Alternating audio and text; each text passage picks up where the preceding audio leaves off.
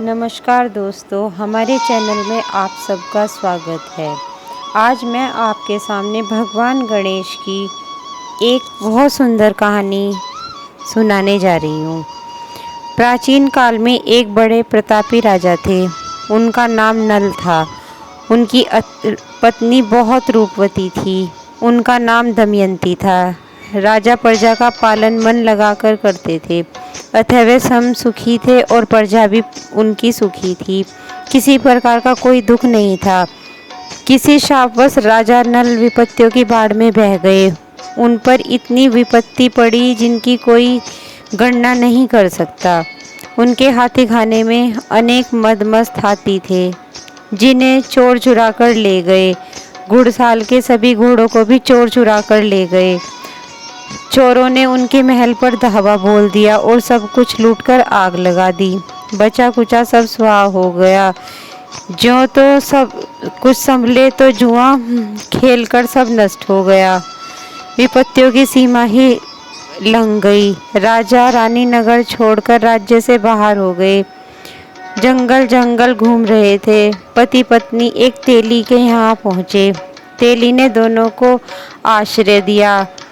उसे यह नहीं पता था कि ये नल और दमयंती हैं। नल को कोल्हू के बैल को हाँकने का काम सौंपा और दमयंती को सरसों के दाने साफ करने का।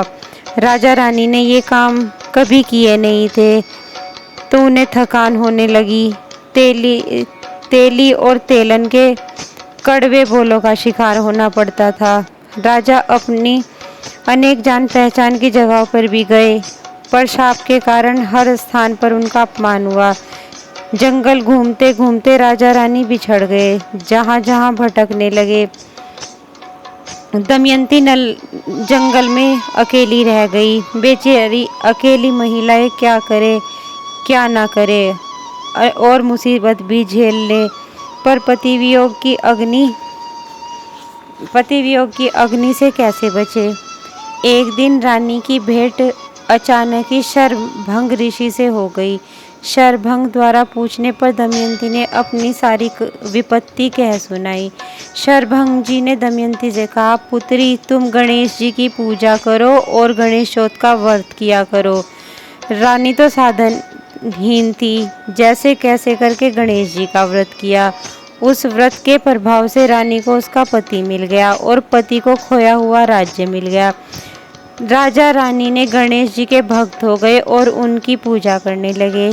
जैसा कृपा राजा रानी पर करी, ऐसा ही गणेश जी भगवान सब पर करना और सबकी रक्षा करना। नमस्कार।